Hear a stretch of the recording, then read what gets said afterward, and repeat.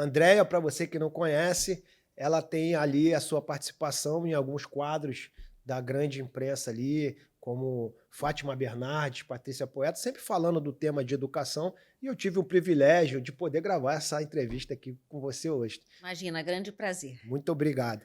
André, vamos começar aqui, igual a gente sempre começa no nosso canal, assim, sempre com o pé na porta. Não se assuste, porque aqui o clima é um pouco mais tenso, mas diz para mim, a educação realmente é a solução para o nosso Brasil hoje, para os jovens da nossa sociedade? Eu não tenho a menor dúvida. Hoje a gente vive na era do conhecimento. Então já foi a época do trabalho manual, daquela coisa que você fazia um curso e acabava se formando e usando aquilo o resto da sua vida, e você ficava no mesmo emprego anos e anos. Hoje é a era do conhecimento em que tudo muda o tempo todo, então você precisa aprender permanentemente. E se você não faz isso, você acaba fora do mercado de trabalho. Agora, eu defendo que isso começa lá nos primeiros anos, porque em vez de ter uma escola que simplesmente transmite conteúdo, a gente precisa ensinar o aprender a aprender, para que a pessoa não dependa a vida inteira de um professor e possa construir aquilo por si mesma. Entendi, André. Eu vou começar primeiro com um cenário atual para a gente entender o que está acontecendo hoje no Brasil. Eu tive analisando alguns números e o Brasil, em comparação a outros países, os nossos índices são horríveis, né?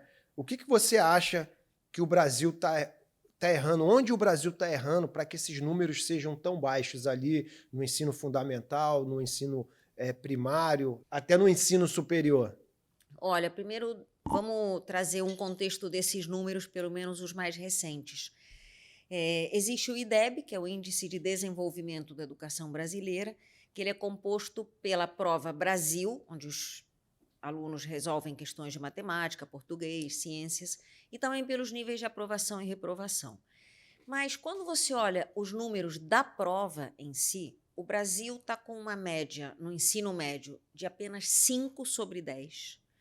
E você tem estados aí como Maranhão, Amazonas, Bahia, que ficam no nível de 2,5, um pouco abaixo de 3/10. E isso aí não acontece porque os jovens querem, ou porque eles não se esforçam, é porque a gente tem um sistema que não favorece realmente o aprendizado, o desenvolvimento completo dessas crianças e desses jovens.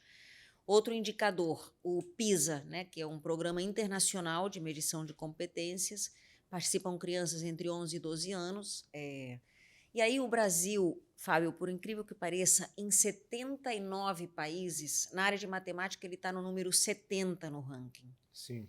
Então, a gente não pode pretender que tenha muitos engenheiros que consigam acabar o curso de engenharia. O pessoal vê cálculo 1 na faculdade, já começa todo mundo a ser reprovado e evadir, né, abandonar os estudos. E aí você tem um país com pouca inovação, com pouca tecnologia, sempre dependendo dos demais. A raiz de tudo isso está na falta de uma política pública continuada para que haja essa mudança na educação. O que acontece? Entra um governo, sai outro, e aí as pessoas começam a reinventar a roda do zero. Então, o programa que talvez até estava dando certo num determinado governo, mas não é meu, então eu vou implementar o meu. Por uma questão de ego ali, de É, vaidade, tem um ponto, a educação, você só vai ver os frutos depois de algum a tempo. médio e longo prazo. Exatamente. Então, muitas vezes o político ou governante prefere fazer uma estrada, uma ponte, uma obra, em vez de fazer algo que ele vai colocar lá, uma sementinha, e que só vai ter a repercussão 10, 20 anos depois, quando ele já não está mais concorrendo a nenhuma eleição. E aí isso também é um impeditivo, E né? se o cara pensa só no voto, ele não vai fazer um negócio para 20 anos, para 10 anos, porque ele quer se reeleger no próximo pleito, não é isso? Exatamente. Aí essa política pública que eu digo é colocar algumas coisas em prática que os outros países que estão bem nesses rankings conseguiram fazer. Por exemplo, a gente vê no Brasil que tem muita desigualdade regional. Eu falei aqui da Bahia, Amazonas, que estão com notas 2,5, 3, enquanto você tem cidades no sul ou estados que têm média 7, estão bem melhor. E qual seria o ideal numa política pública brasileira? Seria você tentar reduzir essas desigualdades. Porque quando você fala em determinados estados, são milhões e milhões de crianças e jovens Sim. que estão aí uma geração perdida porque estão aprendendo menos do que os outros nos outros estados. Então, acredito que muita gente fala, pelo menos a gente tem alguns bons alunos na escola particular, serão os futuros líderes. Está muito enganado quem pensa assim.